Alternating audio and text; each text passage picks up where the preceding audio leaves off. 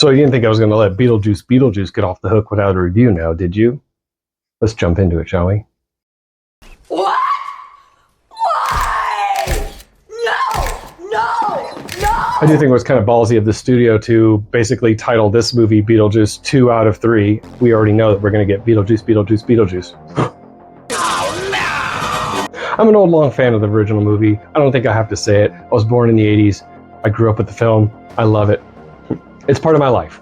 So of course I've been hearing about a sequel for 30 plus years, and of course one of the biggest ones was the Hawaiian Beetlejuice that I'm so glad never got made. So glad.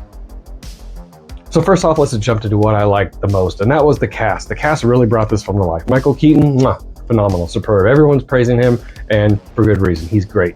Now's my chance. Winona Ryder's great. Jenna Ortega's great. Catherine O'Hara's great. Everyone is great in this film, as they are. My only problem was I think the character of Willem Dafoe wasn't really needed, and it was kind of a little too much.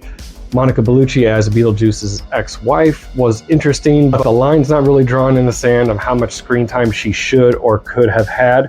I think it was just about right. A lot of people are saying she should have had more screen time, but honestly, I think a little more would have held this film down a little more, to be honest. I really enjoyed the second villain, and I don't really want to give anything away about who that second villain is. I actually think that was great, and I was enjoying that storyline. I also enjoyed how things felt like an old Tim Burton movie. They felt familiar while still feeling new at the same time. Not an over-reliance on CGI, but there was some CGI. The practical effects were great. There was a lot of them used. I thought that was great. Little touches like skeleton receptionists in the waiting room. Also a little nod to the original too. All new arrivals report to waiting room number 8. I thought that was a nice touch. I also thought it was great to see Jenna Ortega get a little bit of a love story and to see a man and a woman kiss on screen. That's something we don't usually see a lot these days, and I'm glad we were there for it. And I'm not sorry if it makes any of you uncomfortable. Unacceptable! I was also really jazzed to hear the beginning score by Danny Elfman blasting through the theater speakers, and got me excited. We also got a full beginning credit sequence with everybody from top build down to the director like we used to. That was a little refreshing too. I do kind of think it sucks that Jenna Ortega being cast as Wednesday and the popularity of that show really leading up to this, as if no one else was trying to get a sequel made for 36 years. And of course, we can't talk about legacy sequels without talking about callbacks. And there were a lot of callbacks in this film. A lot of them were very obvious, a lot of them were very subtle. The scene where at Charles's funeral, they have music playing that was playing during Lydia writing her note in the original Beetlejuice. Can I say note?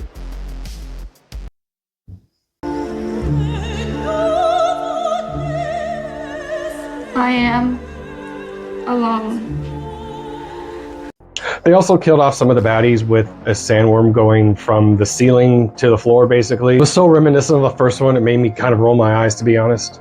But there were also great little subtle callbacks, like driving past the Maitland hardware store and the school for girls. And for you eagle-eyed Schitt's Creek fans out there, we have a reference to Moira and the Crowaning, if you can spot it. It's a blink and you'll miss it kind of thing. Not only do we have eyes, we have wings! Ah! One thing I'm still a little bit on the fence about is how I feel about the whole Baby Yoda thing. And if you've seen the movie, you know what I'm talking about. Plus, it also kind of reminds me that the movie just ends. I mean, it just flat out ends. And I think the first movie had a better ending than this because it was a lot more satisfactory. Rock your body, child! This just felt like it just ran out of steam at the end. There were a couple F-bomb jokes, and I think the one that they used the actual F word on was wasted because the second one that they bleeped out would have actually been funnier had they not bleeped it out. What the f? I did like what they did with Jeffrey Jones' character. They didn't just bump him off and forget about him for the rest of the movie. They bumped him off and then he shows up again. And what they did was actually kind of funny in a meta way. One thing I didn't care for was the dance sequence to MacArthur Park by Richard Harris. It came across as an aping of the Deo sequence from the first film, and I didn't really realize that till halfway through the song. And then when I did, it still wasn't funny. So is Beetlejuice a mess? Kind of. Is it fun? Yes. A lot of fun. Is it worth your time?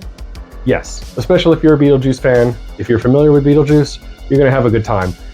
You can sit here and pick it apart all you want, but honestly, I kicked my feet back and had a good time. I groaned a couple times, but I also laughed a lot of times. So what did you think of Beetlejuice Beetlejuice? Comment below. Don't forget to like this video, share, and subscribe. And as always, baby, keep those eyes red. See you later. Bye.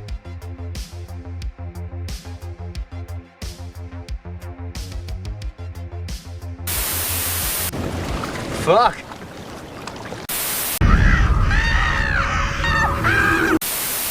Are you okay?